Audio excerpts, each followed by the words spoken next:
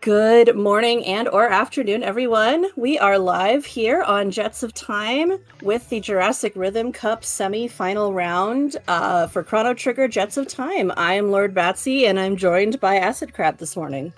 How's it going? This is gonna be a match. Boy, is it. We have a very experienced veteran, Nate, who has placed consistently high in our events over the past couple years, against Sigil, who is kind of a newer player who has come up through one of our new player programs, and has gotten up to speed, gotten competitive, and has just been killing it in this tournament so far in the early rounds. So this is going to be quite a matchup. Absolutely. This should be a very exciting match. We will be kicking off in just a few minutes here. Gosh, is there anything that you hope to see from the match today?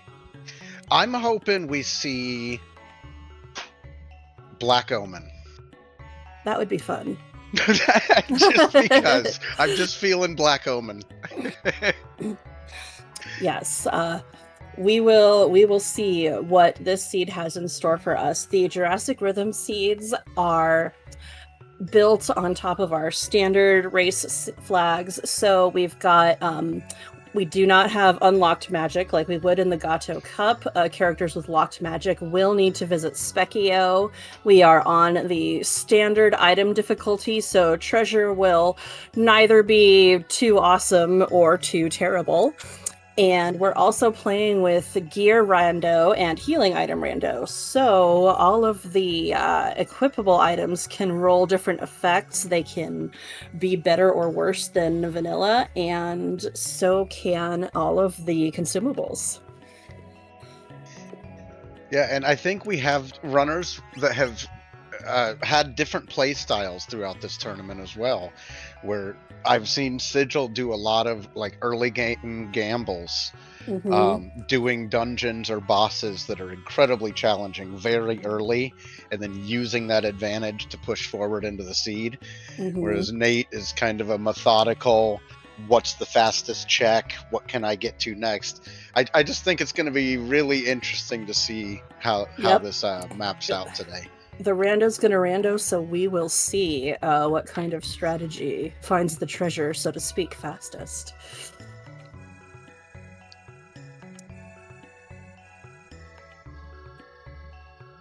Our racers should be getting the go-ahead here soon, and we'll find out who our starting characters are.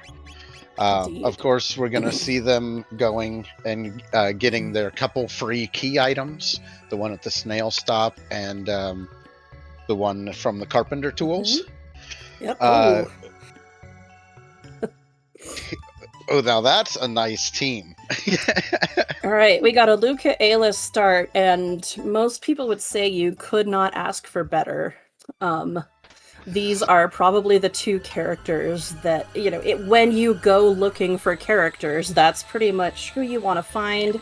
You have your best mage in the game, you've got your best physical attack in the game, and they pair very, very nicely together. So this is wonderful to begin with. Yeah, neither one is terribly gear dependent either. to be able to be useful members of the team. But we'll have to keep an eye on what our ethers roll early on and what techs we get on these characters. Yes, that changes things quite a bit. So Sigil is going into shopping straight away. Nate is heading into Denadoro Mountains. I'm guessing going to get the chest that's back there. And then possibly to take the grind fight. It is worth mentioning, you know, we have a little bit of a split in the meta, whether you should take the Denadoro grind fight or the Guardia Forest grind fight. And honestly, most of the time it's kind of a toss-up, but when you're playing with gear rando, you've got a decent chance that your characters with terrible starting weapons will start with something a little bit better. And a little bit better is really all you need to get through the Denadoro grind. We're seeing Luca take out those birds in one shot, which normally she wouldn't be able to do. Yeah, normally that's a Magus or Ayla exclusive with those free crits in your first fight. Yeah, if you want to do it as fast as you can anyway. Like, it's still a pretty safe fight. And it looks like we saw Sigil head to Snail Stop, and it was the Wonder Mune, which is the Grand Leon. So that is not a progress item. The Thomas Pop at the Carpenter will open up Giant's Claw. The nice thing is when you get it here, you can just take it straight to the grave and pour it, and then get the speed tab behind it. On Nate's side, we did see our first dual tech being Flame Kick, which is Diet Blaze Kick. But it's very helpful and very affordable in these early game bosses. So depending what we need to fight, looks like Nate's coming for loot, but not XP. Yes, at least at this point. Luckily, the desert will still be here. Sigil heading over to Medina. There are 2 tabs, of course, in the Elder's house. You definitely want to pick up every speed tab you can when you're starting with a character like Luca, who is amazing, except she's incredibly slow. That is the main drawback of Luca, is that her speed it's not just bad, it's quite bad. It's a little bit buffed in jets, but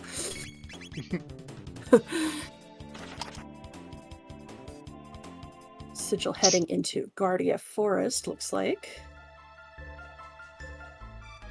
And both of these grind fights being very effective spots to get the first couple techs, with their own advantages, like you mentioned.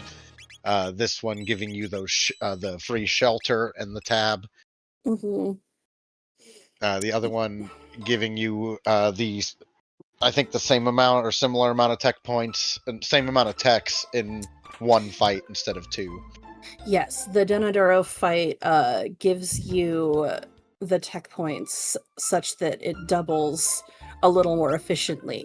The trade-off is that fight in Denadoro Mountains lasts a little longer than...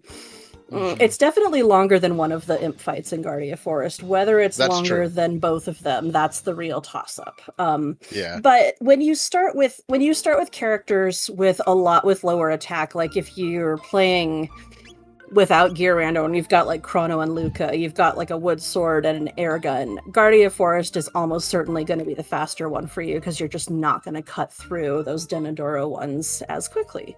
So yeah, that's the really nice thing about Guardia Forest, is it's available to every team. Got that flame kick over on Sigil's side. I see Ayla's also got Dino Tail, which generally comes into play a lot later, but we like to have it.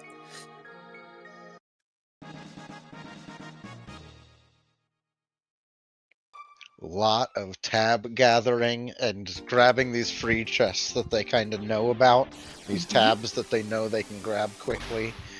And then we're going to see them both heading towards that cathedral as Sigil looks to breach the door first. Okay. And it looks like we've got a tech check on Sigil's side. Luca's third tech is going to be Mega Bomb, so we're not going to see either of the big 2 for wiping, Fire 2 or Flare, in her top 3. Ayla is going to get triple kick next, though. Very nice.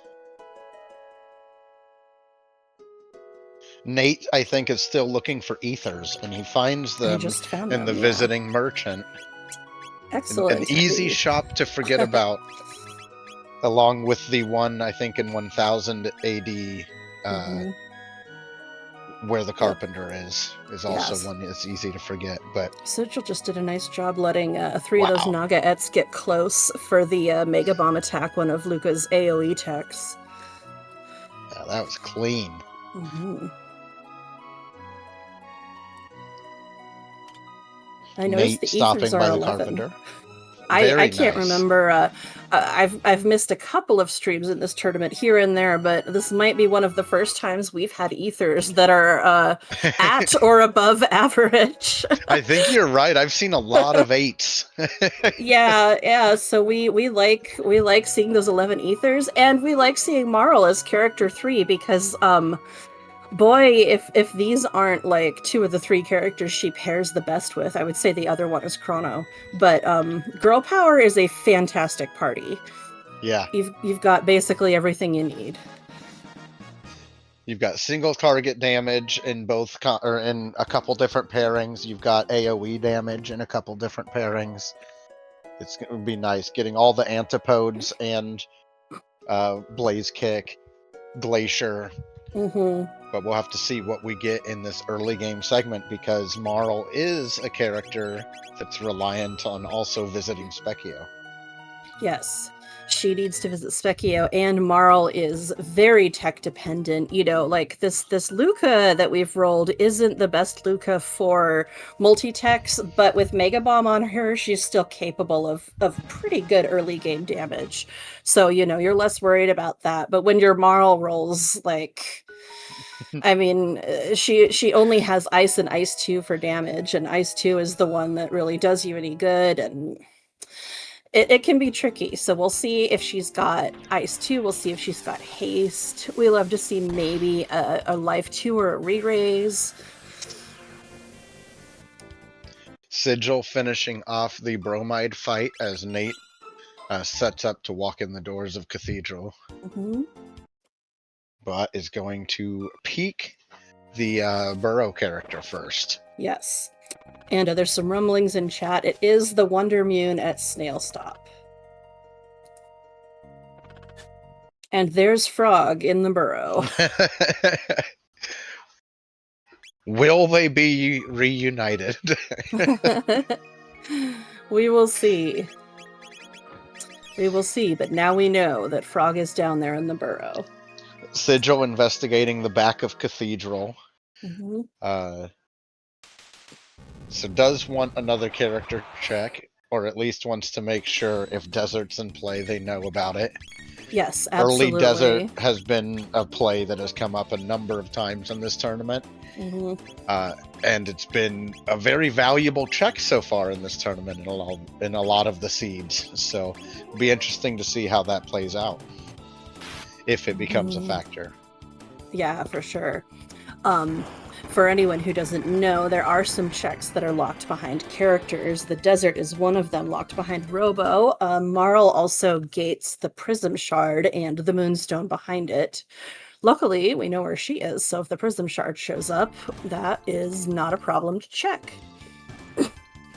For anyone who hasn't played in a while, the Prism Shard is quite peekable now. It's very nice. You can just run in the basement and hit reset if you don't need it.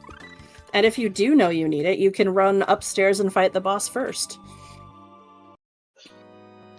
Ooh, I think I just saw Lapis M's show their sneaky little faces again.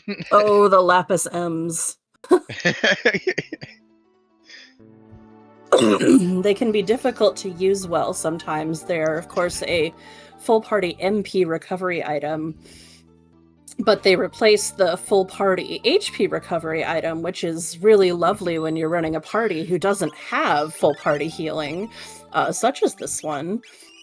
Although you do have plenty of single target healing with the Girl Power team, of course, but it is one of those things that can get you.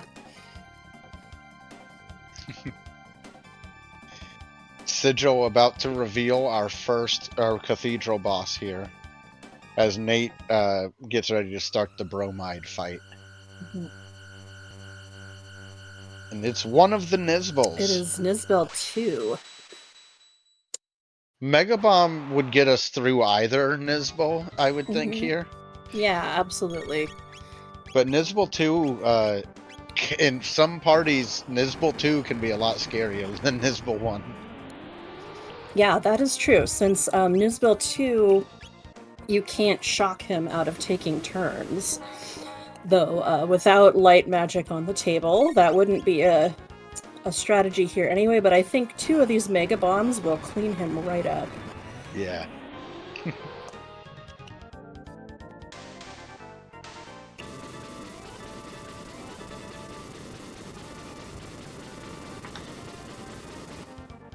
Looks like Nate's also gonna head into the back for now.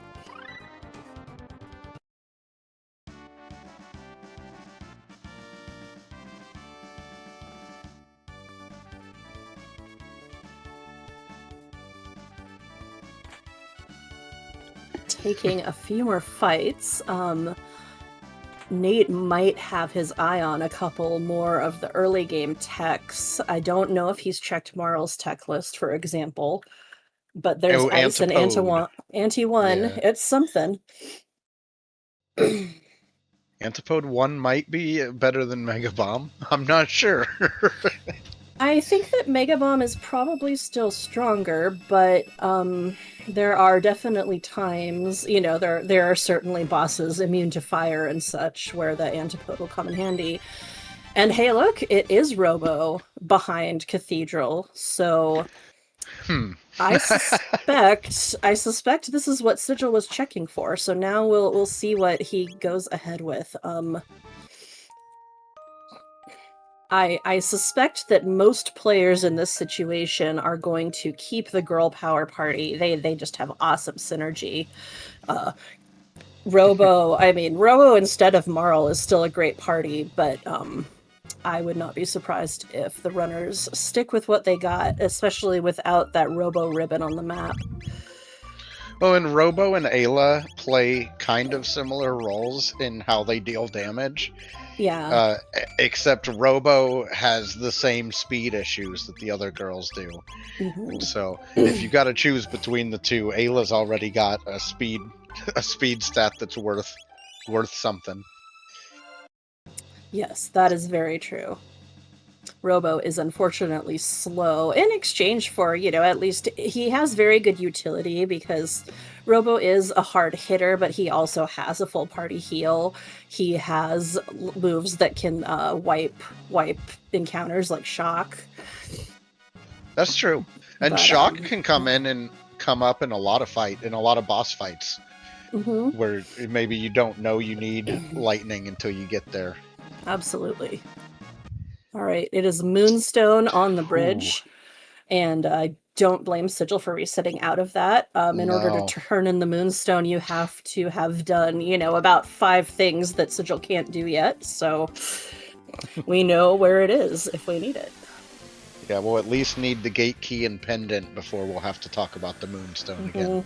And the Prism Shard. Yes.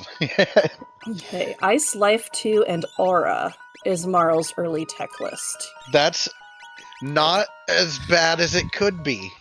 Yeah, it could be worse for sure. Ice 2 could be missing.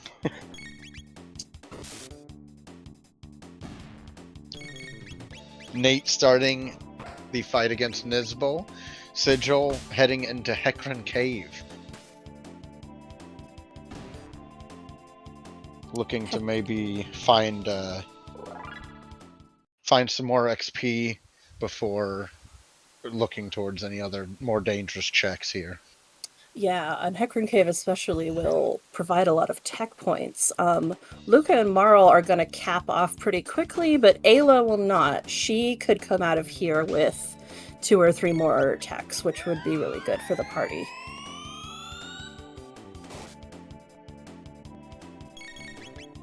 I don't think we saw Robo's techs get checked at all yet. Or if we did, it was very quick. It took me. It's so much easier to read the menu quickly when the controller's in your hands. So when you're Right. commentating, you have to watch like 3 times as hard because they're ready for the text screen to pop up and we're not. Chrono Sanity, you almost need 2 trackers. Yeah, like Chrono Sanity, you almost just need to commentate with a spoiler log because like any stupid little treasure chest could be a big item. Nate finishing off the Nizval 2 fight.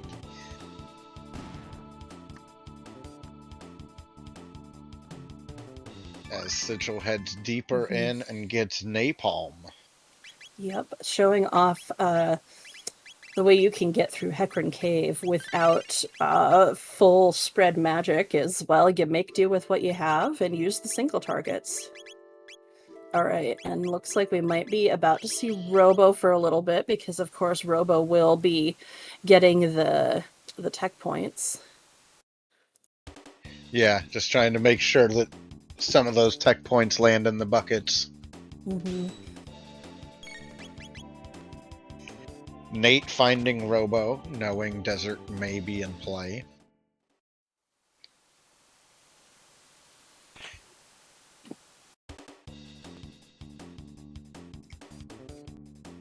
With no great way to clear the encounters in Desert yet. Yeah, Desert grind is not worthwhile, and you almost don't want to clear Desert until you can get all the value out of that place. Yeah, it's something that you think about at least, because a good deal of grinding can be done against the enemies in the desert, but they all go away once you have cleared the boss. So I would not be surprised if some of these players leave that, knowing that it's open and available until a little later. Hecarim's just a really solid early game play, almost always. It's just such a valuable place. And then we still have Dinodoro in play as well. Absolutely. That's before we even talk about the Giant's Claw. Yeah, exactly. Claw is open. You gotta wonder about that early Giant's Claw. Giant's Claw is an interesting play. It's super quick. It is full of power tabs, but the boss down there will have, 4,000 and change hit points.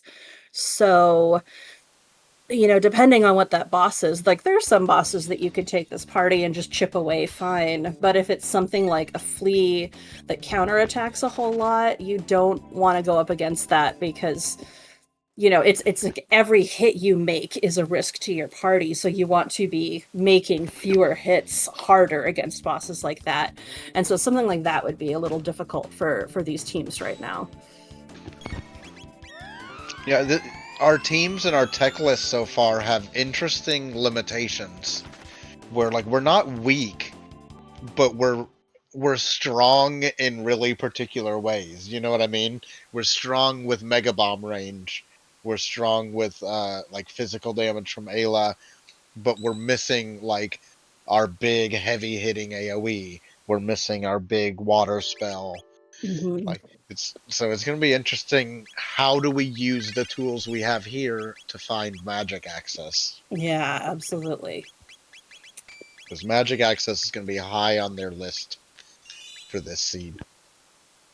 Yeah, you're definitely going to want more power than what some of these characters are providing.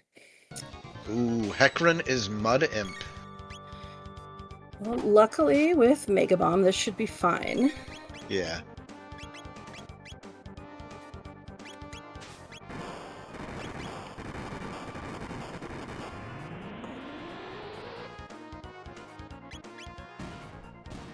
Nate demonstrating that those Octos in that fight are vulnerable to physical damage. That's one of the ways you can chip your way through that. Sigil finding a Tabin vest. Ooh, nice. For the reward. And we'll go get a key item too.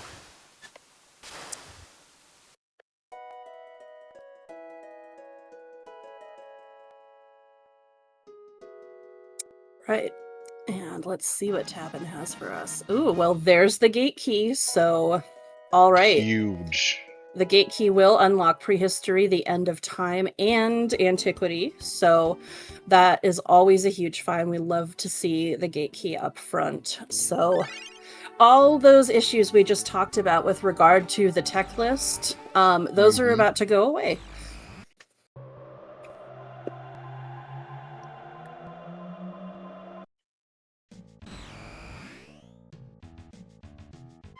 So Nate is also on the path towards that gate key. It's slowly plodding through these fights with the magic damage we have. As Sigil will go make a new friend at the end of time. Yep. This also opens up a couple other things that we want to keep aware of. This gives us access to Reptite Lair and Dactyl Nest for a character recruitment. Yep. And a key item. And it also opens up Mount Woe is kind of the secret unlock there. Yes, so there is a lot to do. Now, we do know that the character on Dactyl Nest is either Chrono or Magus, and that doesn't unlock anything too special for us. Chrono lets you collect the 10 mid-ethers from Fritz if you free him from the prison, but neither of them are gating anything critical. I don't know if Sigil knows that. Sigil might not know that because Sigil didn't peek the burrow. We know. Yeah, but... we know frogs there, but Sigil doesn't know frogs there. But Sigil is at least grabbing the character here. Maybe looking for just a better tech list or Chrono or something. We'll see what we find there and if it changes their team comp. Yeah, or even just like knowing you're heading to the end of time, you've got a chance of getting a character with locked magic up here. You might take them, but yeah, we'll see, because like we've got, you know, with this Luca Ayla start, you can supplement that team with just about anyone you want to, honestly. Even like the characters that have bad synergy with one of them have good synergy with the other, you know? So yeah, definitely just looking to see what we can find. Also mentioning in chat, possibly looking for an AoE. Yeah, if it was Magus with Ice 2, that would open up Desert Grind. Yep, or like Dark Matter. Yeah, there's some things that could do some stuff here. Yeah. The Sigil looks for the skip. Doesn't get it, but that one's a matter of sub-pixels or something. It's very tricky.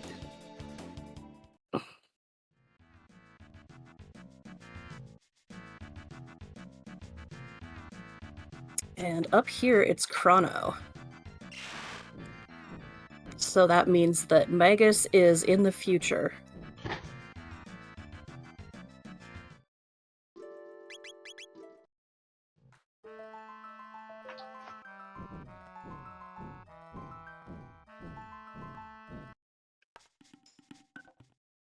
So checking maybe for Lightning 2 Luminaire. Yeah, we will bring them to the end of time and see what that opens up.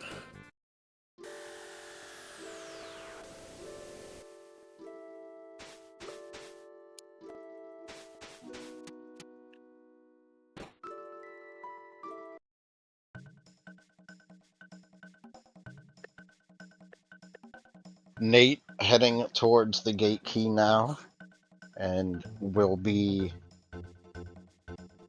just a little behind a Dactyl Nest if Nate decides to do Dactyl Nest. Which I'm not sure if Nate will. It depends how weak their tech lists feel and if they think they can make that up. Yeah, for sure. And you know, end of time.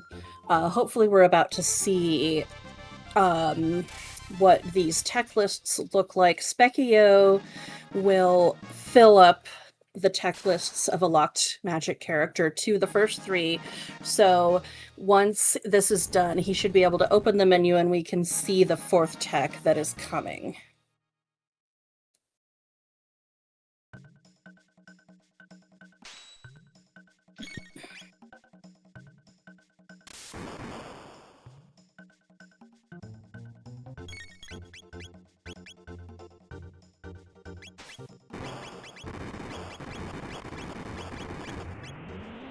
All right. So Nate back with end of time access, eating the cake. I don't know if that validates the run, but it's good cake. It is delicious cake. I hope it's ice cream cake.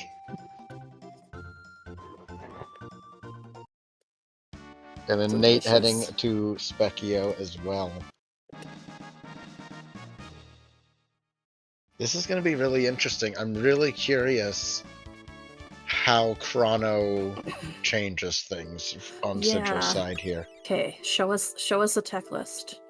Because Nate is right here. If he doesn't go get Chrono and he doesn't have to come back to end of time, he's right behind Sigil now. Mm-hmm.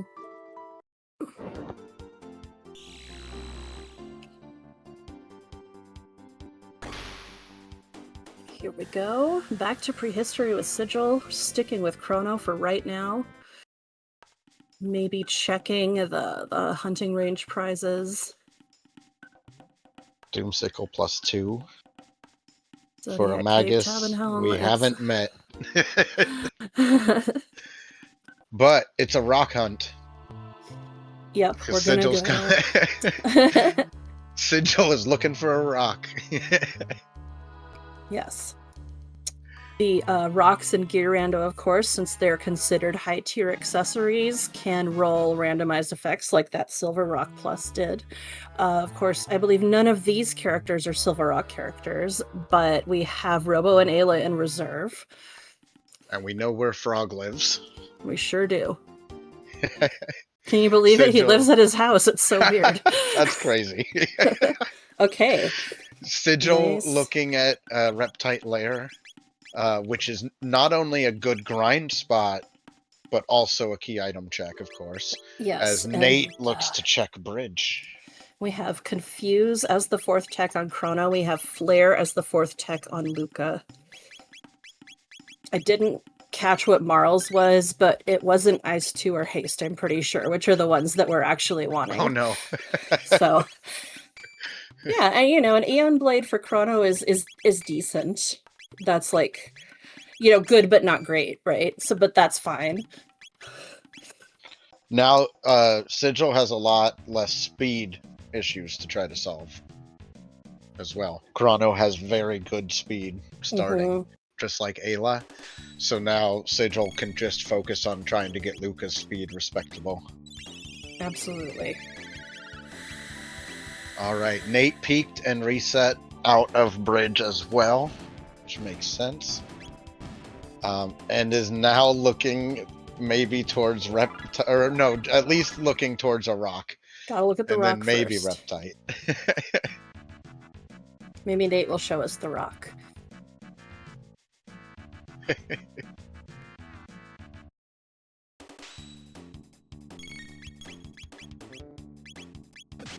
Sigil is taking the nice starting grind here. There's a couple nice spots to grind in this place.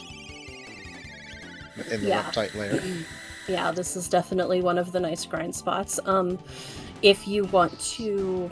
I want to say that this spot upstairs is the better spot for experience points, and if you need to specifically grind tech points, go into the basement and fight that group of Reptites over and over, because they're heavier on the TP.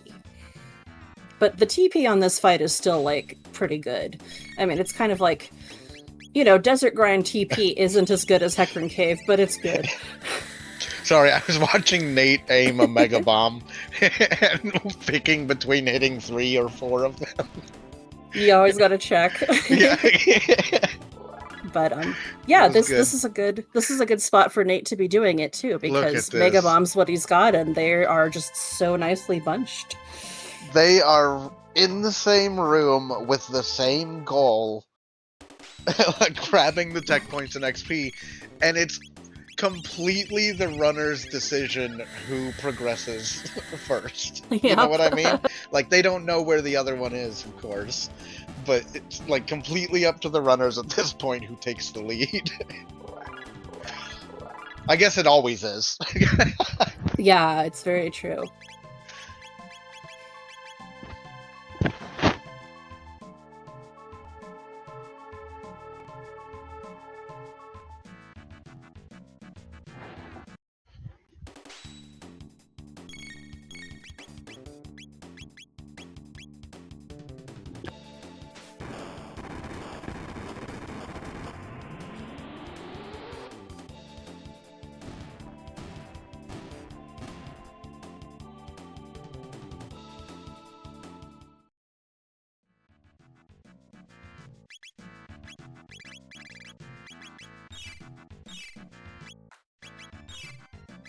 Taking some time, make sure everybody is healed up and MP'd up for the grind.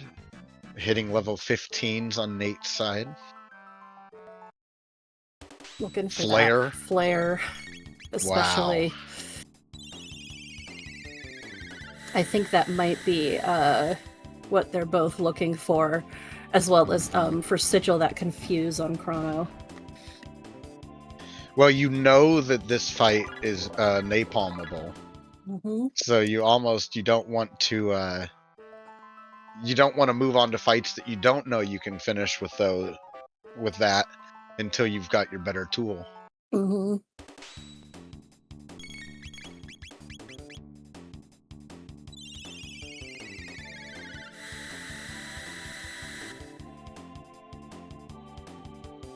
Yeah, gosh, this seat is still fairly wide open at this point. We haven't seen the pendant, but you know, other than that, there haven't been any like bottlenecks yet.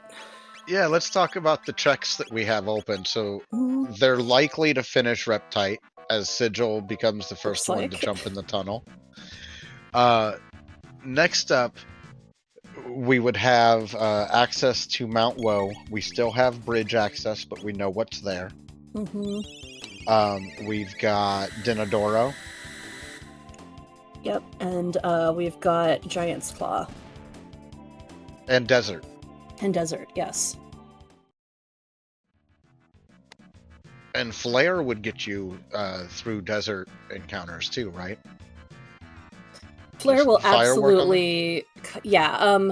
They're weak to water, but they are vulnerable to all elements. And Flare and Dark Matter are the big ones that they're just strong enough to do it anyway. So yeah, if you've got Flare or Dark Matter, you can absolutely do Desert Grind.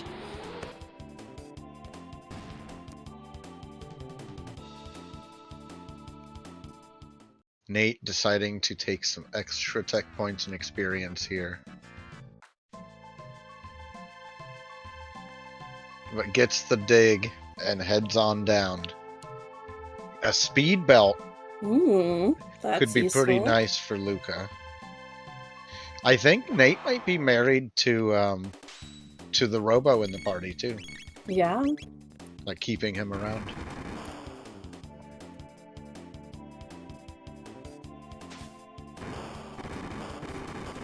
Always interesting to see kind of drastically different teams. Yeah, for sure. In a race, because you kind of get longer of a run to see how big of a difference it makes.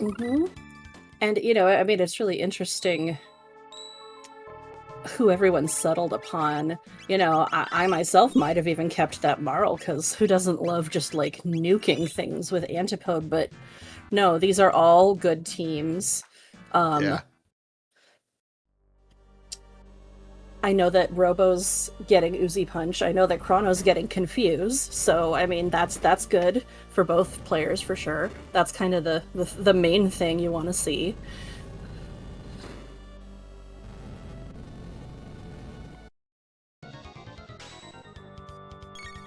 The boss down here is Atropos XR, who luckily does not usually cause too much trouble. Speed tab on Nate's side from the other secret tunnel chest. Love to see it. That's going to put our runners a few rooms apart here.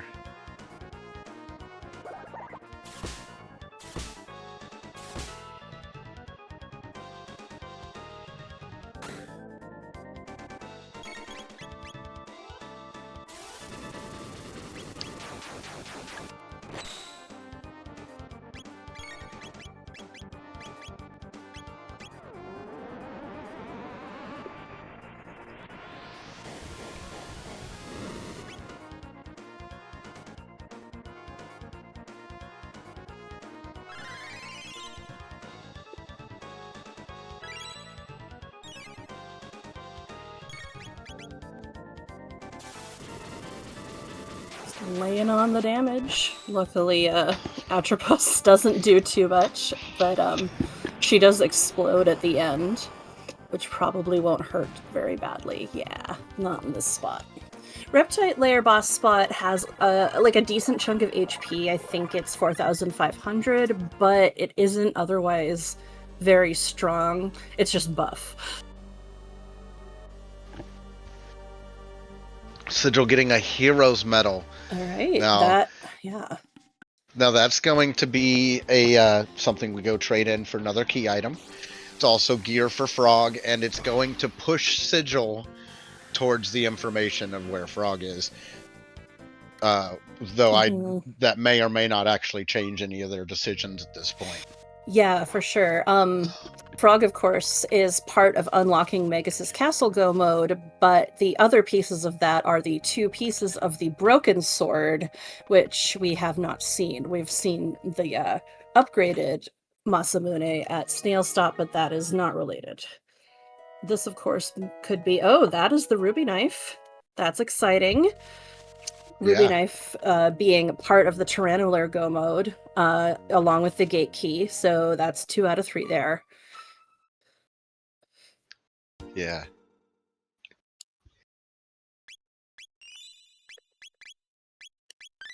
It's so interesting because there are still options about where to go. We have Desert, we have Dinodoro, we have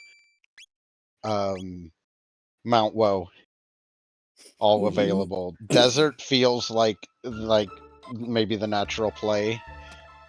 At least the one Sigil is gravitating towards. We have all done loops around the chest in the desert. Oh, yes. I know I have.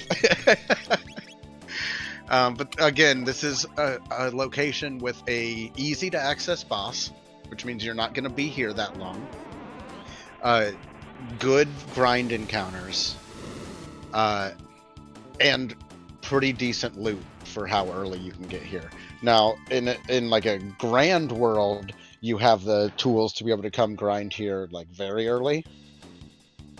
Yeah. But this is still a perfect time to get this XP, and none of these tech points are going to go to waste because we've already unlocked magic access, as Nate is going to go turn in that hero's medal right behind Sigil as Sigil takes out some of these fights.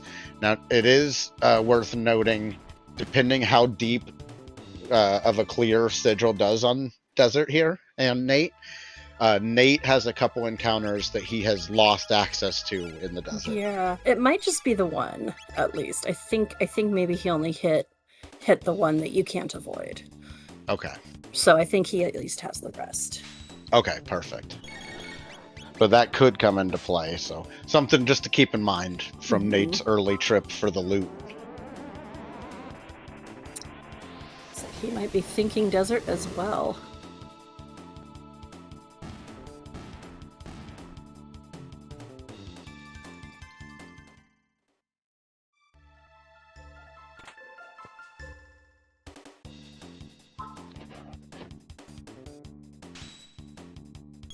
And Nate running straight into the boss. Alright, which is Terra Mutant, so I'm sure we're glad we grinded out that flare. Yeah, I sure would be a different fight without flare.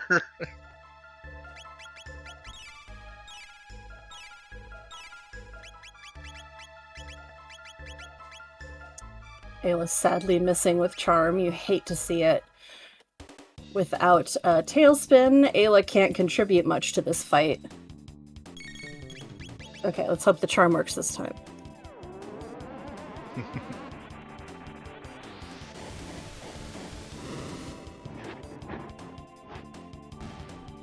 Aw, darn. Maybe they don't have anything. Those mutants are all slippery and slimy, and it's hard to pick their pockets because... Yeah. There we go. What do we get? A Sonic Arrow -1. You know.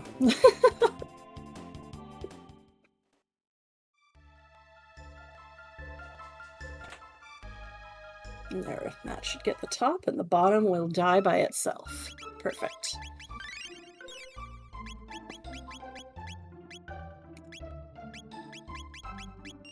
Bad Bone's gone. That's one of my favorite Ayla lines. All right, I think Sigil is all set up for the boss now. Yep. And just a couple different decisions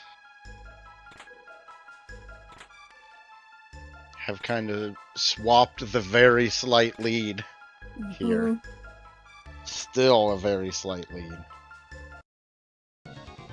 For two very skilled runners that have been killing it in this flag set this tournament. We'll see what the desert reward is going to be. We got access to desert pretty early by finding Robo in the back of the cathedral. Mermaid caps in the cathedral shop, not cathedral, Fiona's shrine, but that's not bad at all.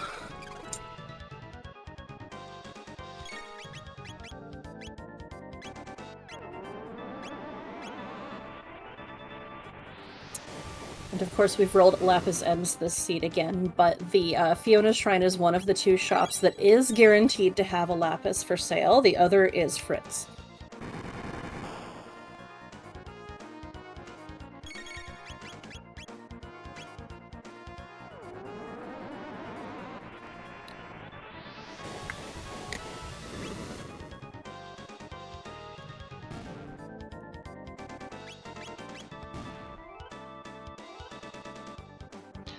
What is our reward? Longest cutscene wait. It's the Robo ribbon. It's the ribbon. Well, okay, so for Nate seems to be into using Robo right now. So that's gonna be less of a totally dead check than it is for Sigil, maybe, unless Sigil wants to think about using Robo. But like, the ribbon is totally that thing where it's like, well, if you've got Robo, I mean, you may, you know. It is a little better than a speed belt. Yeah, I mean, the Robo's ribbon takes Robo's starting speed from terrible to average, and average you can work with. Nate running to Giant's Claw. So, yeah, I think this is maybe one of those situations where, as the runner, you're viewing these key items a little different. So, like, that Robo's ribbon is a nice find, and it's really nice because we know both of our runners were they were both doing that investment, right? So it doesn't hurt one runner. They both get it. It helps Nate because he's using Robo actively. Yeah. Could still help Sigil because I think Robo's come in a couple times. But this is one of those times where you would worry that your opponent had made a different choice. Like, oh, I just did desert and got this. They are probably halfway up Dinodoro, or they're already doing Giant's Claw. So I'm really intrigued to see where Sigil goes next, because I don't know that there's a right answer. I think all the options are valid choices right now. Yeah, we don't have a lot of information right now for sure, so it's kind of just, well, what's open? I mean, everybody's done Reptite Lair, so we don't need to look there. Okay, we got a White Rock Plus from Giant's Claw. That is the Girl Power Rock. So maybe we'll get to see what's on that one. Sigil has pet the cat, run validated. Has taken the free shelter, the free hotel stay. Yes. Chronos House is recommended if you're gonna stay overnight somewhere, in part because since there's only one bed, they don't animate your characters like in bed and getting out of bed, which is both funny and saves time. I don't know. I stayed at the bed and breakfast there, and all they gave me to eat was cat food. Delicious.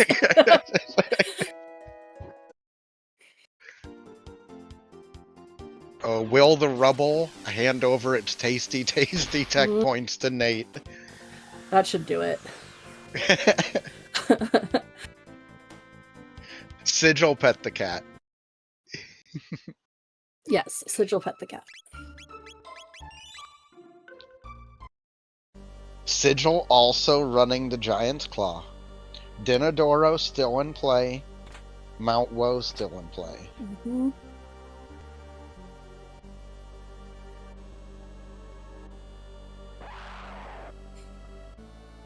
I mean, it's true, there's no mountain meta play yet, but if the mountain meta play was guaranteed, I would be playing in this match instead, so we don't know, right?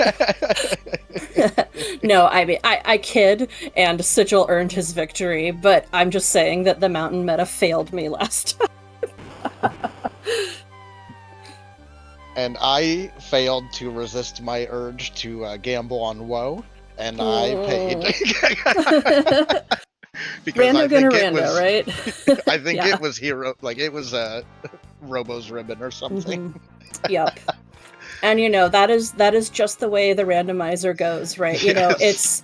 It is both skill and luck, and it is also about knowing how to use that skill, parlay it into your luck to make a good outcome, right? Like that's kind of what it is, and sometimes luck will not be on your side, and sometimes it's also a mutant.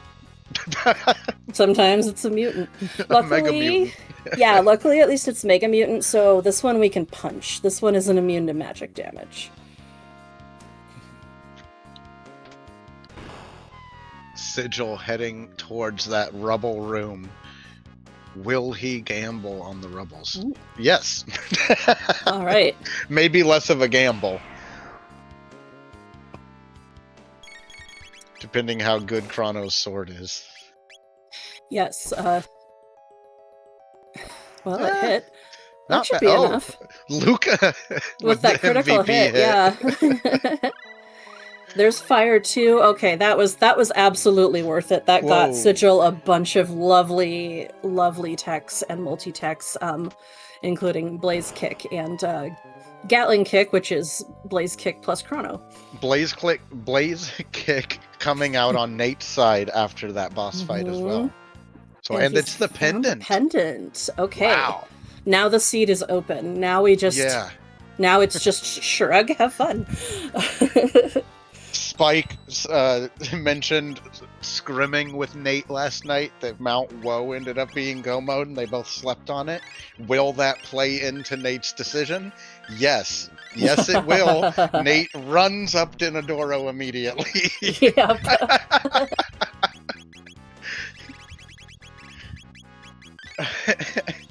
Looks like it is not quite time to save Fritz, but we will be keeping track of that should anyone go to the future.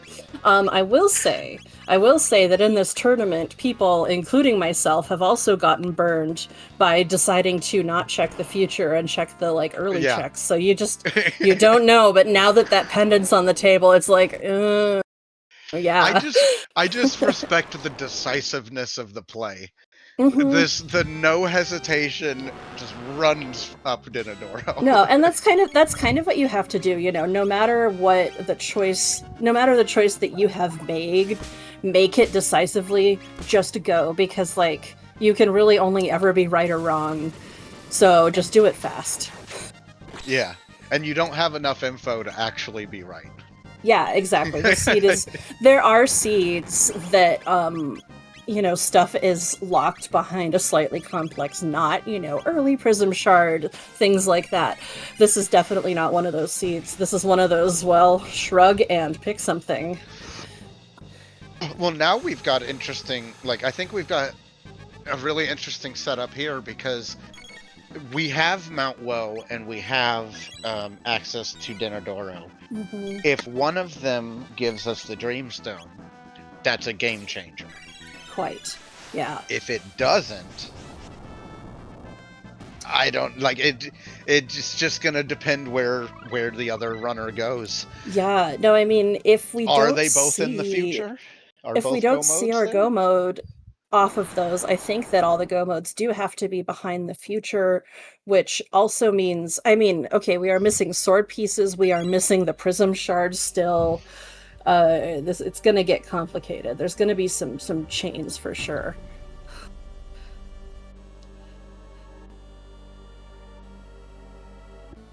Yeah, it's very interesting because you've got 2 checks available with a way to get access to 3 checks. Mm-hmm.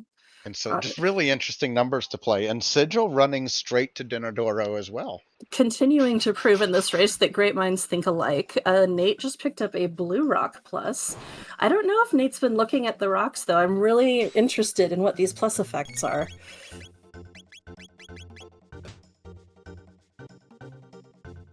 Okay.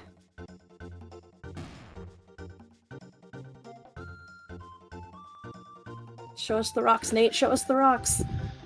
Trying to beam thoughts into his head. Weirdly, it doesn't work. That is strange. Mm-hmm. But that is true. We do know where Mega says he's in the future. Angoril says he thinks the white rock was hit plus 10. So yeah, okay. And I mean that's not awful on the right person, although the white rock is the girl party rock, so would be great for those rebel fights, at least on Ayla. I like the white rock. I like Puyozo dance for certain. Oh bosses. yeah, for Puyozo dance, absolutely. that's different.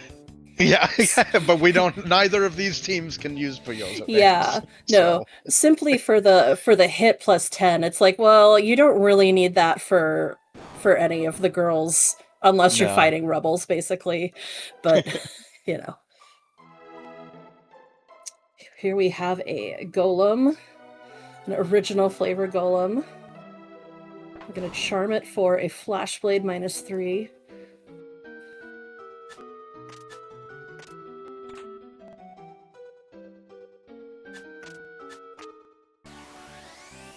Sigil heading up, catching the rock on this screen. Yeah, blue rock plus. Which you can do. It's easier to time on the top screen, in my opinion, at the top of the mountain. I think that's why a lot of people do it there. But that is totally a valid way to catch it, too.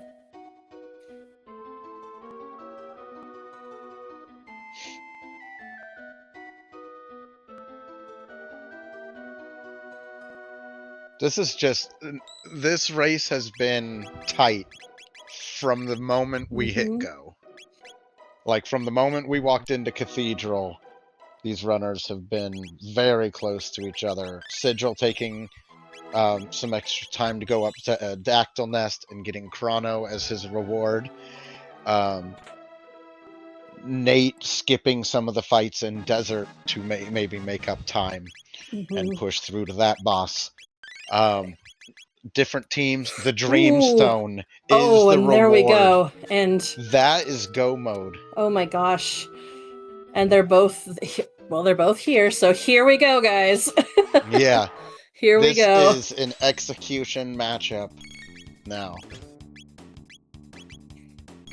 Yeah. Okay. Nate is like one boss and a couple minutes ahead, but that is not a lot. No. And Nate may feel more ahead. If he either he thinks they've already been here and already gotten this, or he thinks that they maybe went to the future. But no, they are right here going the same way you are, buddy. This is going to be a tight matchup. Sigil starting the Massa and Mune fight here. As Nate gets prepared to head to Tyranno Lair. Doing some grocery shopping.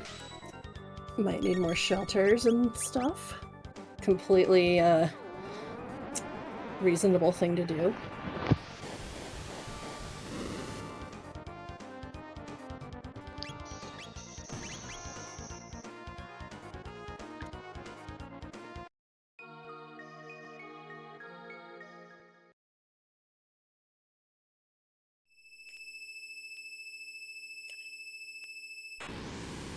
My shelters for entering go mode number is usually 7.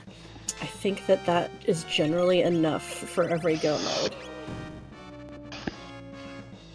If you want to like be completely extravagant with your save points.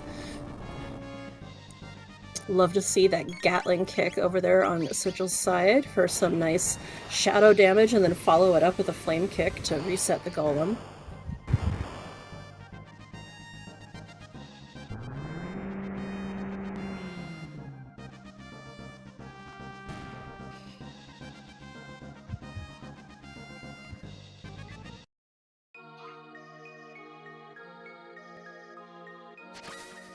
Yep, the mountain meta is back in play. The mountains are, in fact, very, very nice. Yes, yes, they are.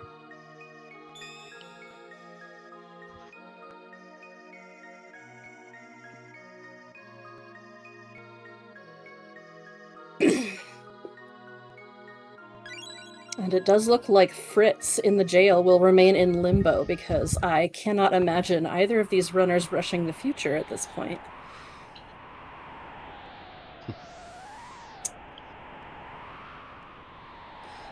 So he gets to go into Schrodinger's box, I guess. What this will do to the timeline, I don't know. Might cause another Chrono Cross. Sorry about that. I'll enjoy it. Yeah. I mean that. And so would Nate. I know. In this case, I mean the situation, not the game. Like whether or not you like to play Chrono Cross, living your life, you should try not to create a Chrono Cross on the timeline, true. right? That's what I mean. Don't cause that situation. Like he didn't mean to. I know. But all I'm saying is we're trying to not make a mess of the timeline.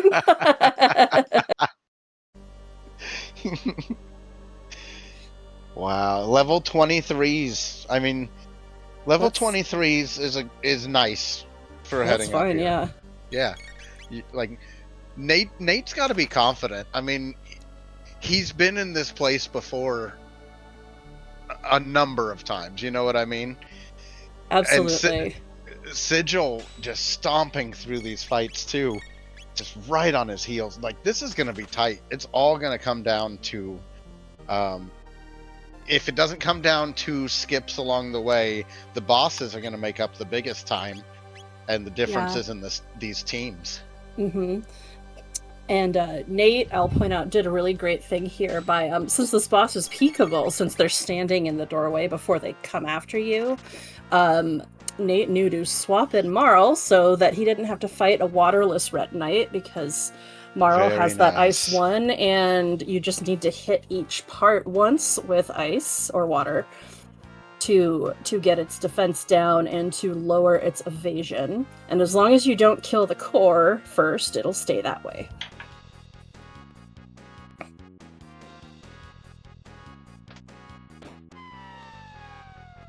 Ayla, no!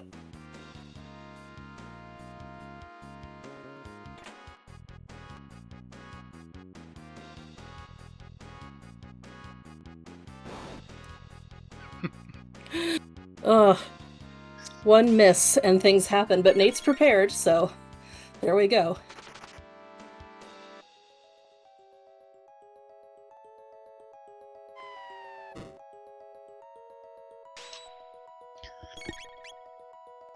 Sigil has unfortunately, missed one of the skips here. This was one of the hardest areas to learn the skips when you're a new player.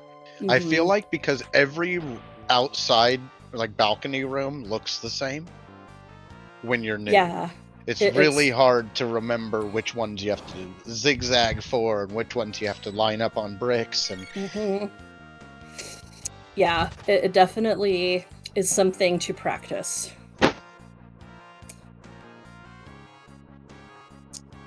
And I believe it is linked on the guides page in our wiki, but Moon Blizzard, one of our old community members, does have extensive videos on all of the skips pretty much in this game. You know, you're not meant to watch them all through, just pick the one you want and skip to where you need to be, but he has great explanations there. Nate picked up a Mega Elixir from that fight, which is always lovely. One less thing to worry about fighting Lavos.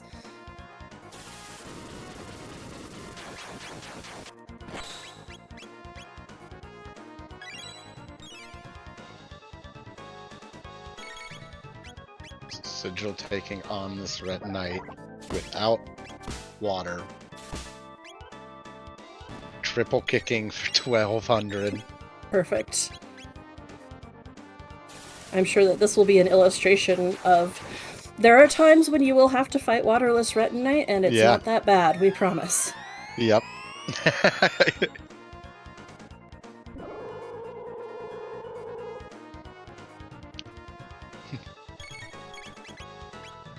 Before Boss Rando, we knew he was on bridge. Or not bridge, desert. Desert, yep. We knew where he was. And here is the dreaded Black Tyranno, one of our first big walls. This is kind of one of our biggest fights to gain or lose time, I think, in the rest of this run. Because this is one of the, like, the big... Ooh. Nate just charmed a Prism Specs from, well, either Azala or Black Tyranno, but who cares? Nate got Prism Specs, right? Whoa. That charming just paid off in a big way. Charming meta coming back. Interesting thing to note with charming, if an enemy has a charm drop, a lot of times you can also charm a second time and get their normal drop again. Yep, that is true. Just a little tidbit for you that can make for some interesting times where maybe you get 2 Mega Elixirs.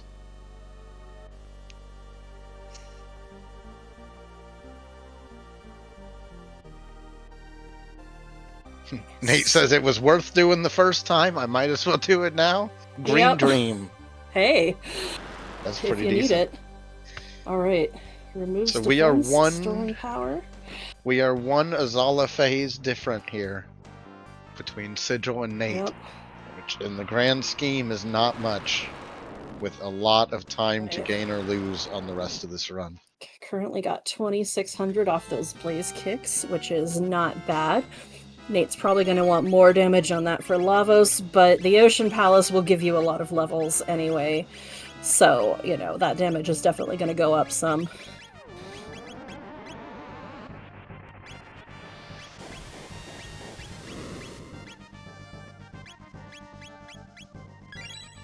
Robo hitting for a little above 800.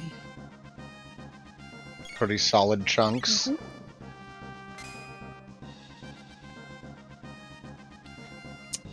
On Sigil's side, Black Tyranno showing us its element by casting Ice.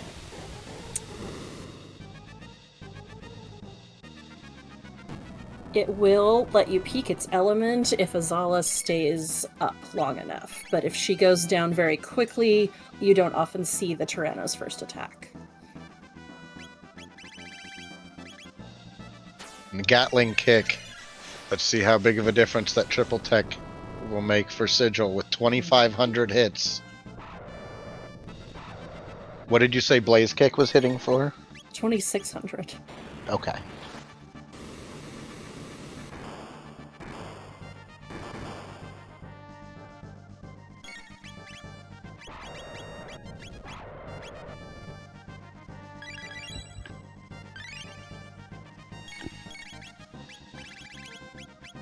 And yeah, the Uzi punches were bringing a lot more damage. Unfortunately, though, on Nate's side, we are seeing a Hex Mist. He did heal right before it went off, and yeah, okay. Ayla went down, but overall, that was alright. That's okay. This is fixable. As Sigil continues Gatling kicks on the Tyranno as he hits 2 on the countdown. Oh, Nate does not decide to do much about the everyone dying thing. Pushes through the Black Tyranno.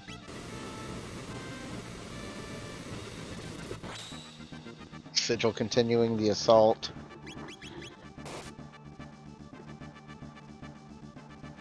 And here comes Hexagon Mist. Now that was doing big numbers to Nate. 300. Okay. Ooh, that's a heavy hit. It hit worse, but we still life. we still have 2 people surviving, and we've got life. Ooh, I think this is a Lapis M queued up. It's a good idea. Chrono and Ayla are both pretty low there. You've got time. You've got time before before you have to worry about getting attacked again. Yeah. He, after a Gets second, through he'll it. bite you, but you have a minute. That was scary, but Mhm. Sigil has had a lot of these fights that looked scary, but were calculated and precise in this tournament, so... Nate stopped back at the Millennial Fair to buy revives for Melchior. Yeah. Understandably. I think somebody in chat was pointing out that in some of these, especially early go modes, some of these go modes, these charms that Nate's doing along the way can be good selling fodder for when we hit these really high, like high value shops coming up in Zeal. So That's it's going to where be most of your interesting witches to come see. from, for sure. Yeah.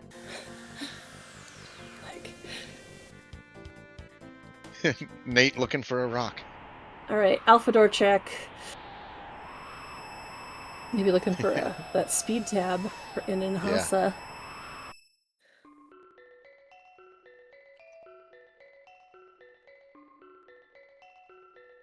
No Inhasa for Sigil. Sigil, I'm sure, is pretty aware of how unburied that go mode was and how quickly one could theoretically have picked it up.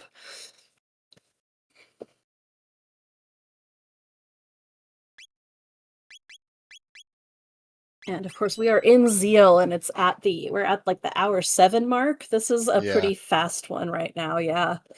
It is. So we were talking earlier about kind of the big things that are going to make the rest of this race and decide it. A lot of them are going to be things like how long we spend at the grind fight, how long the dual boss spot takes, and how long those final Lavos phases take each of these parties. Yep, all of that. It looks like Vigil hat +1 for yeah, Nate. so this new shop has those Vigil hat +1s as well. Sigil has taken a look at that and is getting some money, and Nate, as you just saw, also got one off of that new fight along with the tabs. So that is some lovely treasure.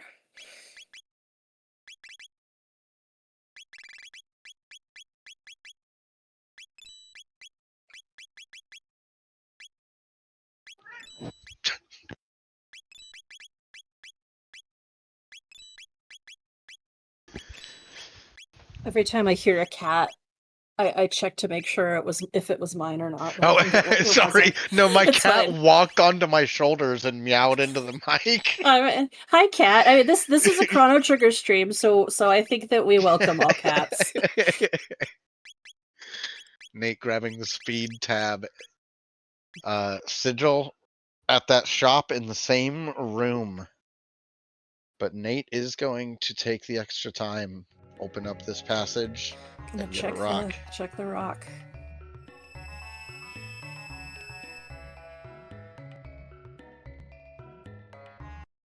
Well, Sigil is running ahead, but there are still a couple of bottlenecks here.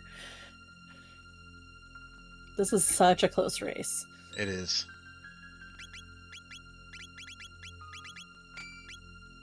Nate seeing the opportunity to lighten his bag.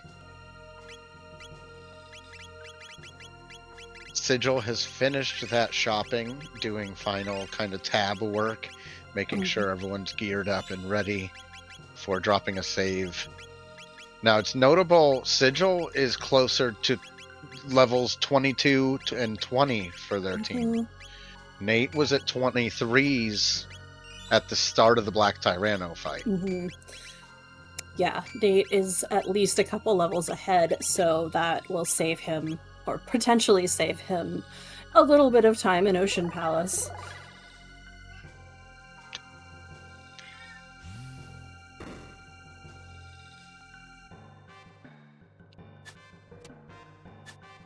Looks like North Cape Magus up here in the throne room.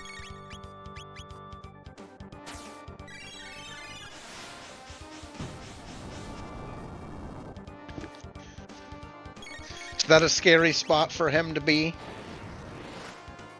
A little bit. It's definitely not the worst spot for him to be, but he's one of those bosses with heavy counterattacks.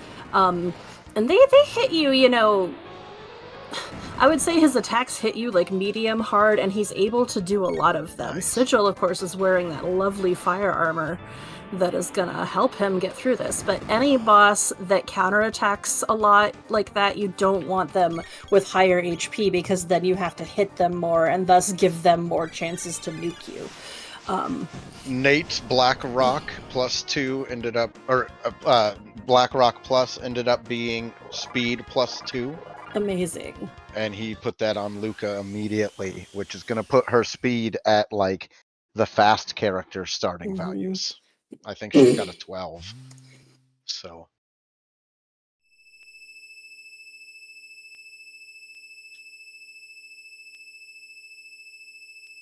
Let's see. In terms of Nate's levels, yeah, he missed one of the fights in Desert. He did grind a decent amount in Reptitler. Might have done so more than Sigil.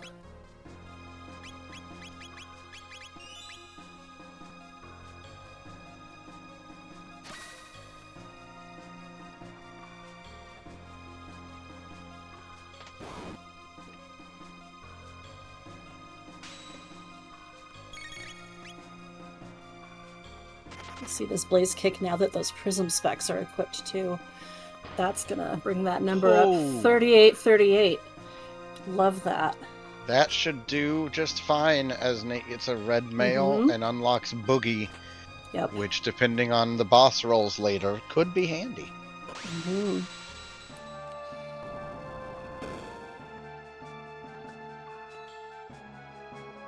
Nate descending into Ocean Palace. Sigil has hit the button going down to the grind spot, so this is one of the big spots where I think we're likely to see him stop at least for a couple of fights here. Different players are comfortable leaving from the grind spot at different levels. I have personally found that lower than 26, 25, you're really, really playing with fire. But sometimes you want to go higher as well. Like if you don't have great gear, there are reasons. But I don't know how they're doing on body armor.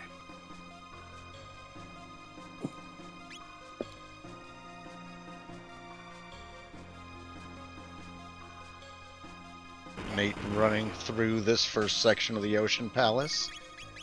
Gonna hit this second switch in this room, and then head towards the grind spot.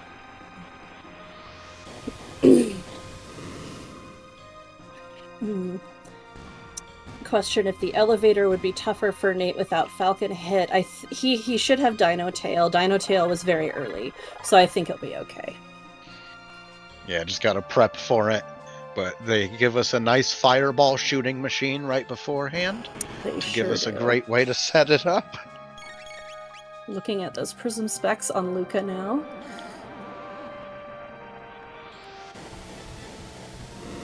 Probably in order to wipe this fight with fire too, which is a good call because it costs a lot less than flare. Ooh, not quite enough for those two beefy enemies. Just under. That's unfortunate. The first couple fights might change that. I'm not sure. Yeah, no. If Luca levels up off of this at all, then the next fight might do it. Okay, she didn't. And she's the only one that didn't. This is interesting because this is another one of those spots where this is the second time this race where the runners have been at a grind location at the same time, and it's been up to kind of which one decides to progress first, which one feels confident about this end game. But I also think that this is probably going to be the most impactful decision of the run. Is because Sigil probably needs to make up some of those levels here. Yeah, absolutely. But he did get here first, so that's the other side of it. But so we'll see like who's gonna run from here first.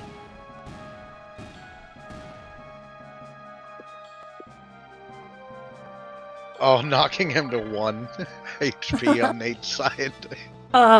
Like it's like, come on. It's the dice rolls at that point.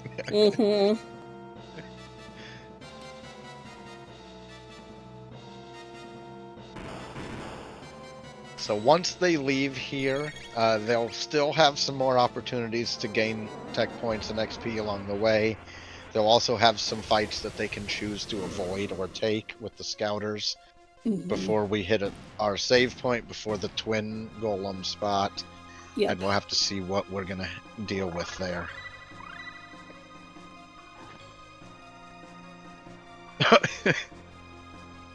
Yeah. And we are now in sync. We are.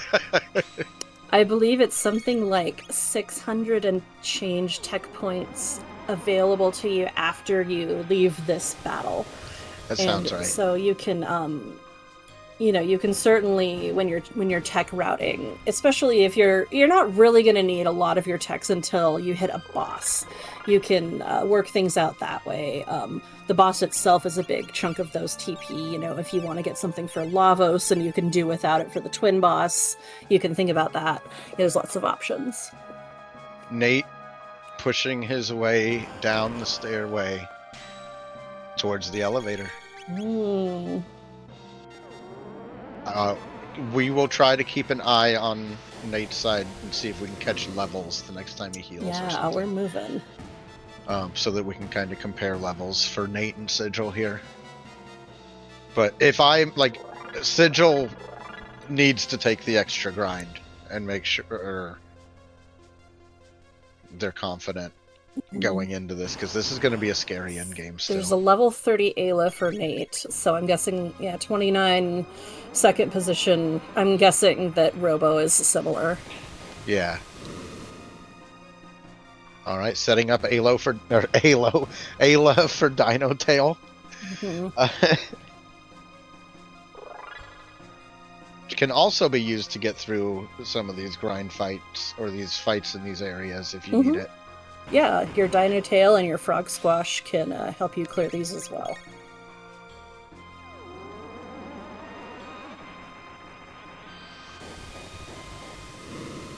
Alright, that's going to put Nate's team pretty much 30 across the board there. Yep. There was talk a minute ago about grinding at the bottom of the stairs, at the bottom of this room instead, close to where Nate is now. And while the spot at the top is probably the superior spot, it does contain the wizards and they are tougher. So if you're having one of those seeds where you just cannot blow them away, like like a fire 2 often doesn't do it. Even on Luca, you need like that flare, that fire whirl level of damage. So if you don't have that, grinding down here would probably be fine, because at least you won't get so held up in your battles.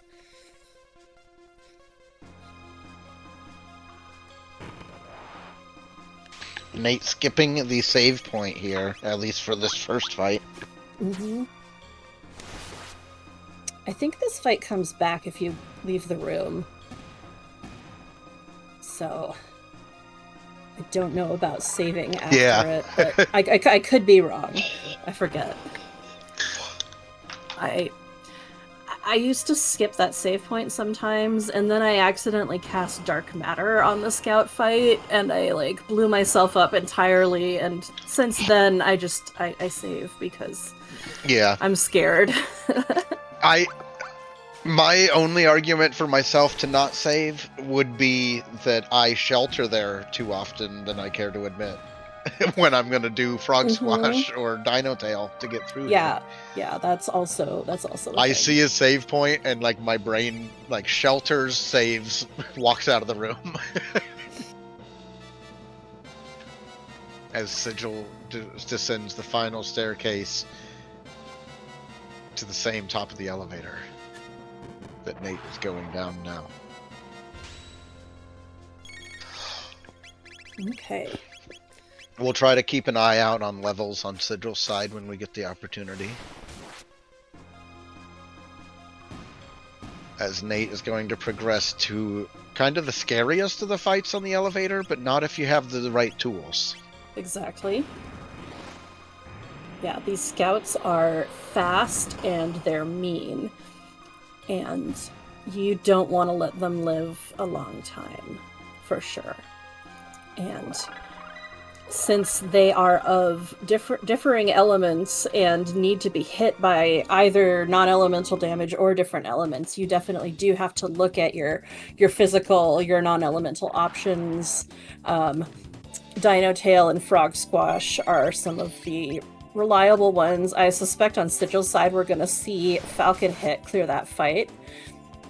Yeah. Nate heading into the first scouter room.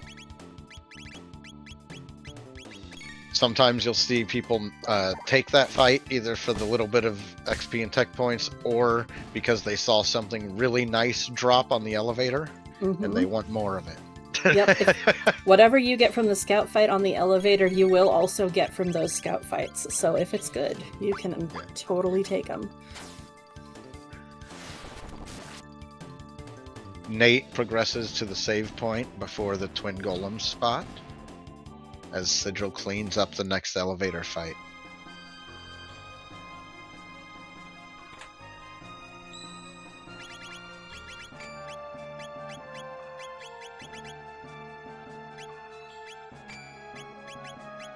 Pushing around accessories again, don't blame him.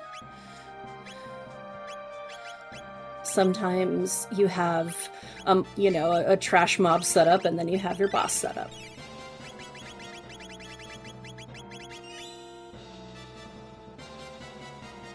And here's our first taste. It is Atropos. It is Atropos. So with Atropos as the twin boss, the big thing you have to watch out for is she does have a death counter. Oh, that's true. And this is a spot where the boss will hit you pretty hard. So you definitely want to be careful about that. I think that she maybe has one of the least scary death counters, but it's still there. Yes, and, Boogie. Boogie! We love to see Boogie inflicting stop on both of them. Looking for a good dual tech that would single target and finding Beast Toss, which is an incredible tech, doing 5,400 damage. Oh, you love to see that. It's too bad that you really can't use Beast Toss on Lavos because it's so wonderful.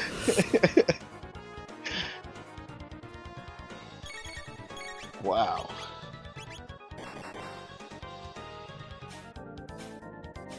I am a big fan of Boogie. I think Boogie lost a little bit of its usefulness with Boss Rando, just because you can't kind of plan for a boss as easily. But when you do enter a fight and you have it, it's really nice when you get that feeling of like, oh, I can get out of this with Boogie. Yeah, absolutely. No, Boogie is wonderful.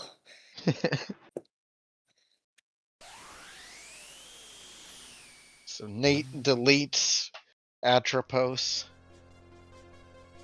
We'll save and start the Lavos shell fight.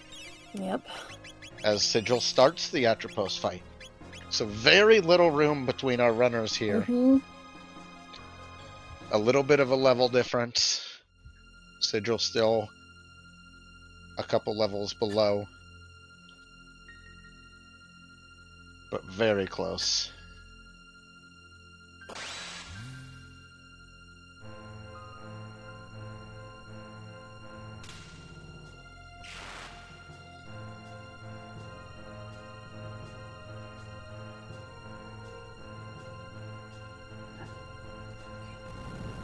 Watching the cutscene as Nate enters the Lavos 1 fight. There actually is a menu glitch available here that you can get as the screen goes black. It's pretty easy to get. It's only useful if you forgot to do something at the save point. But that's that's happened to me like twice, and it saved me. So if you have to, you can do that. That's awesome. And yeah, that one is really generous. Kind of like the Queen Zeal ones in Black Omen are also really generous. 4,500 on that blaze kick. That is beautiful. That is a 5-shotted Lavos 3, not taking into account bonus damage from Robo, of course. fast too. This team is fast. Mm-hmm. No. Sigil hitting for 3,200 against the Atroposes here. He's still very respectable. And Nate clears the shell. That's going to get him that save point. Mm-hmm. And put us at our end boss gauntlet for Nate. Sigil cleaning up Atropos as well. Deleting her from the recycle bin. As they'll go to save and then head into their final few bosses as well and start that shell. Now, Lavos can definitely Lavos. Mm-hmm. And there is time to be lost with mistakes and unfortunates. Unfortunities. Misfortunes. Misfortune, that's right. That's a better word. But yes, Lavos can easily string you into a series of unfortunate events, for sure. Here we come with the Doors of Doom, of course.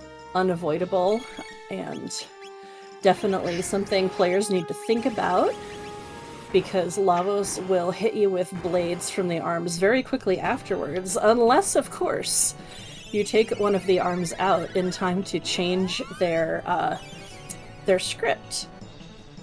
Now, Nate, of course, is doing so well that he's done both, so we did get the blades from the right arm, but Nate was able to heal the party so that didn't take anybody down. Now we're going to always feel Firewhirl. a lot safer when one arm goes away. Mm-hmm. And Firewhirl ignores the defenses on the head Mm-hmm. with some of the damage, the tailspin part of the damage, which is going to allow Nate to sneak some damage in before he's on a timer. Yep.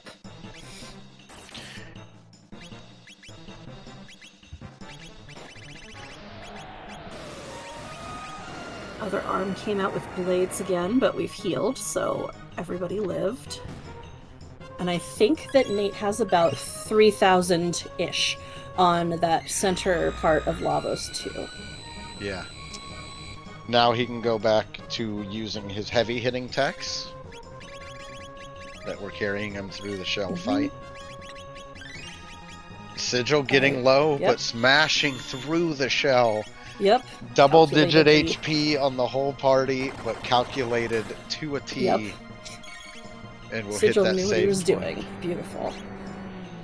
Okay. He's out that Shadow Slay on Nate's side. Poison only stuck on Robo, which is probably because the other two are wearing those souped-up Vigil hats. And I think that ought to... No, maybe that was not quite enough damage. But another Blaze Kick ought to do it. Maybe that was the first Blaze Kick. I thought it was the second, but I can't imagine that this doesn't end things. There we go.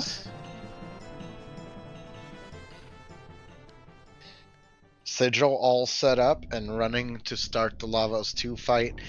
Nate has stayed one boss fight ahead consistently through this in-game gauntlet here. But now's when everything matters, because any wipe is going to put you back at that save point. And that's for either player. Yep.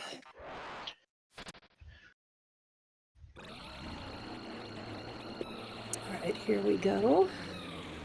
Into Lavos 3 on Nate's side as 2 heats up. Oh, Nate did not hit the menu skip. However, he does have a Mega Elixir, and he is pretty well healed, so maybe he did that on purpose, actually. It's not like Shadow Doomblaze hit him.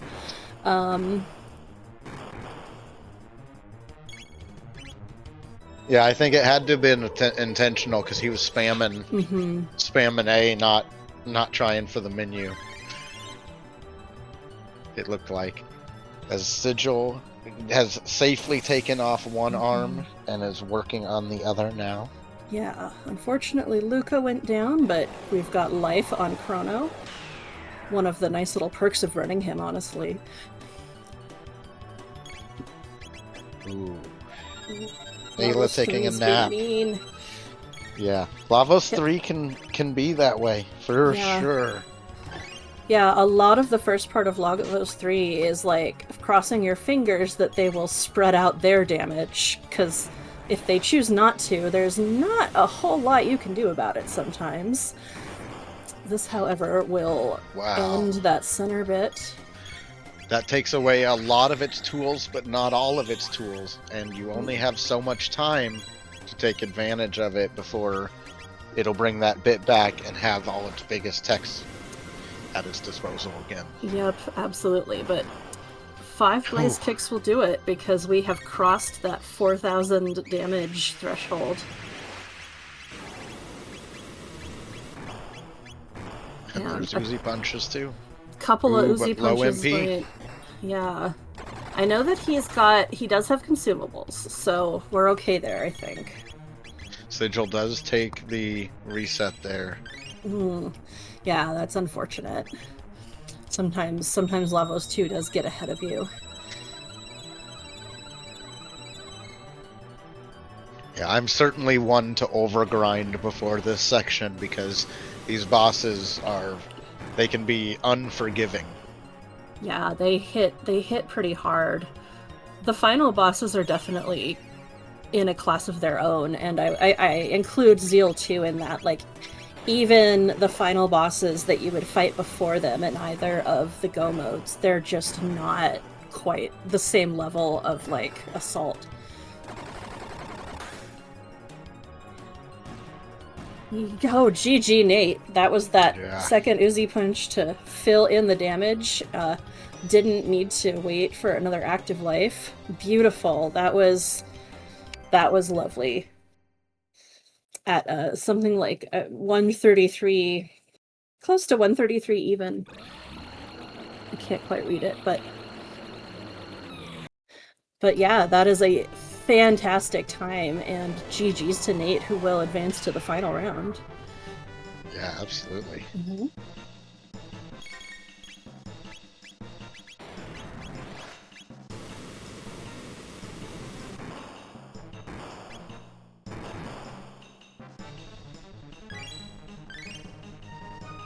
I think it's notable that Sigil has taken out some good runners along the way, and Nate has taken out some good runners along the way.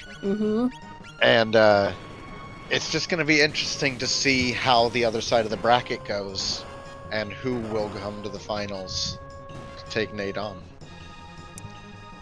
Yeah, I think we had that match on Wednesday. I'm trying to remember because I was chasing my child, so I wasn't watching very closely. But yeah, okay, thank you, chat. Phone will be taking on Nate in the finals. That makes sense. It'll be an interesting race indeed. Sigil continuing through this challenging Lavos 2. Yeah, absolutely. That obnoxious Shadow Slay, but it doesn't take anybody out. Got a Blaze Kick coming out. The damage will be a little bit down.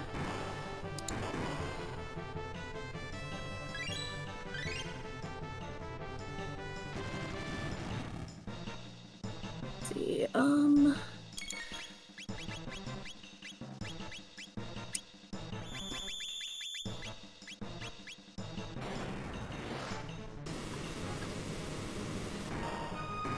wanted to see if Nate wanted to come in for an interview.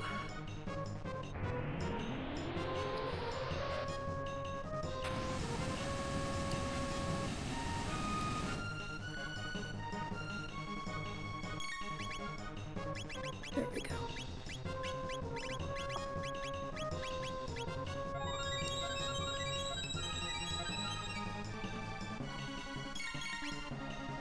Okay, and Sigil, meanwhile, is through that Shadow Doomblaze. Ayla's down, but once the Shadow Doomblaze goes off, Lavos has a big recharge period. So you can, you have a lot of time at that point. As long as you're still up, you can almost always take him down.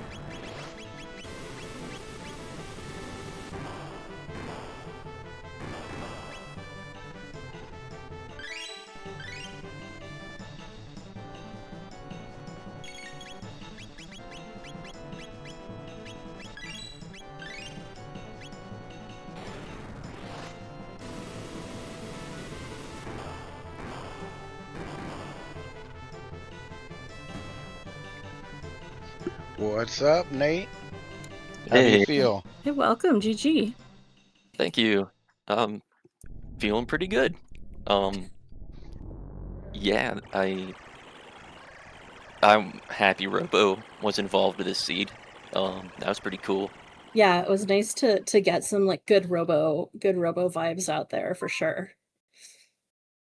Oh man, I won. I don't. Neither of us went future then, huh? Nope. You guys did like the exact same checks. There was very little divergence. It's kind of it's amazing. It's one of those races. There's a lot of side by side. Yeah. Okay, that's cool. Yeah. Yeah, this is a close one for sure. And yeah, mountain meta held up today. Yeah, it did. It was super tempting just to, after finding pendant, to go future. But then it's just like there was a couple other stuff in 600, and there was two go mode like pieces of Tyranno. It's just the hunt for the stone, really. Yeah, for sure.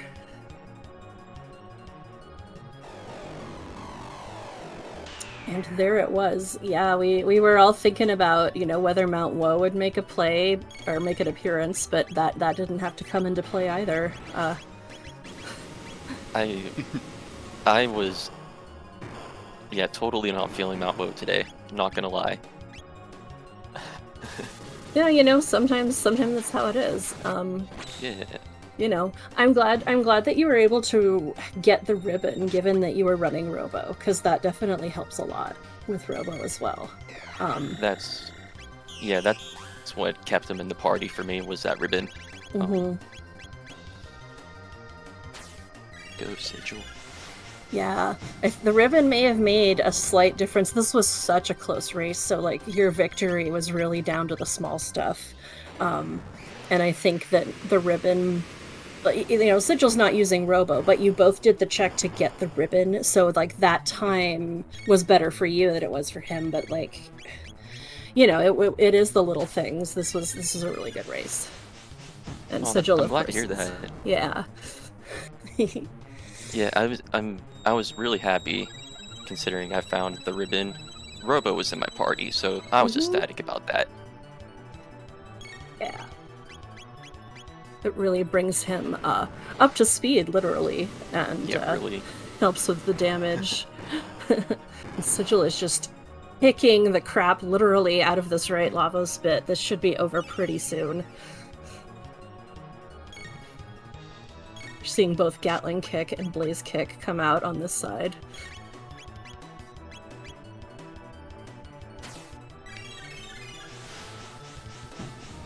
Yes, Chrono was on Dactyl Nest, which Sigil also climbed to get him. As a fan of the black and blue rock, I really wanted to check. I did, but yeah, it was a gamble, for sure. Yeah, and we know now, viewers' privilege, we know that Magus was in the future, so may not have panned out. GG to Sigil. Excellent run there. That's about a 140 something for Sigil, which is also a really excellent time.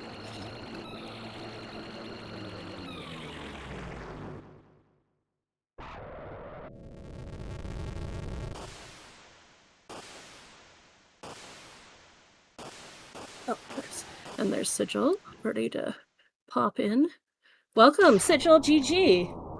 Thank you, GG's Nate. Yeah, GG Sigil. I That heard was it was really close. match. Yeah. It was so close. Yeah. It was definitely the little things that made a difference, but you both ran really clean, quick races, both with fantastic times. Yeah. When I saw Robo's, the cathedral was dead, the Robo check was dead, I knew I was in trouble. Yeah. Sometimes that's how it is. Sorry, go ahead. Yeah. But definitely GG's to you both. You did go with different parties. Luca and Ayla got kept on both sides, but we had Sigil using Chrono, and Nate went with Robo, actually. And you guys did just like the exact same checks, almost in the exact same order. It was pretty interesting. Yeah.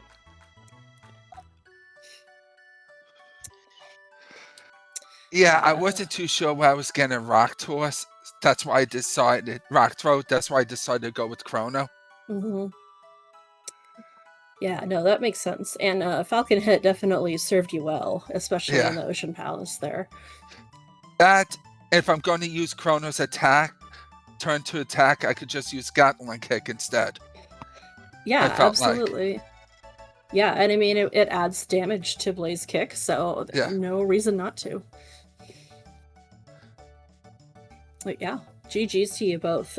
Loved seeing it was fun seeing that, the same path but divergent battle strategies.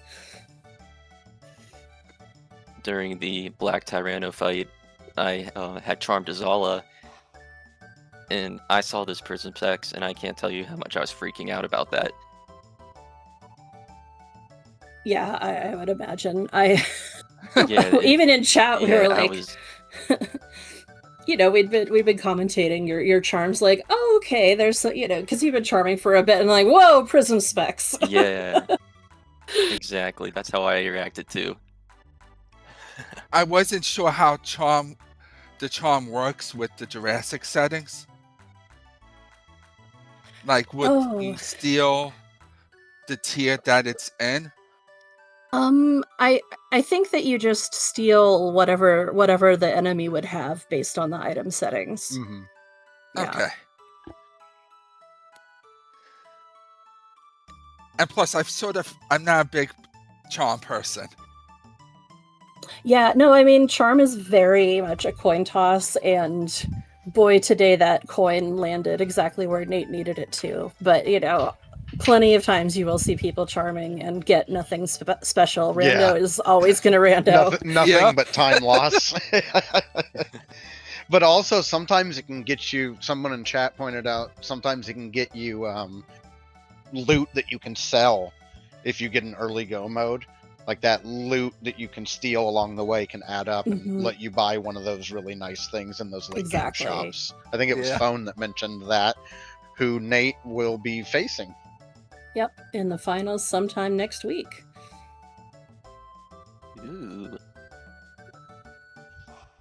Yeah, should be really exciting, and we will make sure that gets announced in our Discord as soon as possible. I'll also grab a link to our Discord for anyone who wants to join us. If you'd like to try out this randomizer, it is a lot of fun. We also have a new player event you can sign up for if you'd like to play with a mentor and learn about the randomizer, or you can just come and learn at your own pace. Anything's great.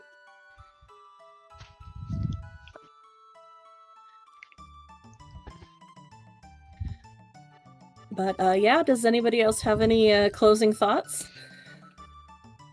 Just thank you for putting on the restream, the comms tracker, and the restreamer. Yes, absolutely. Yep. Thank you to my co-coms, AcidCrab, and we have BeautyInDiscovery on restreams, and VTSlacker doing a great job tracking for us. Yeah, thanks. VTSlacker came in last minute for us too, so I could step up to comms. So yes, very helpful. It was a good time. So hope to see you all for the finals of the tournament, and we'll be posting some more info about that as we get it. Yep, join us for that next week sometime. All right, I think that we're good. So have a great day, everybody. Thank you guys for the race again. Thank you, everyone. Thank you.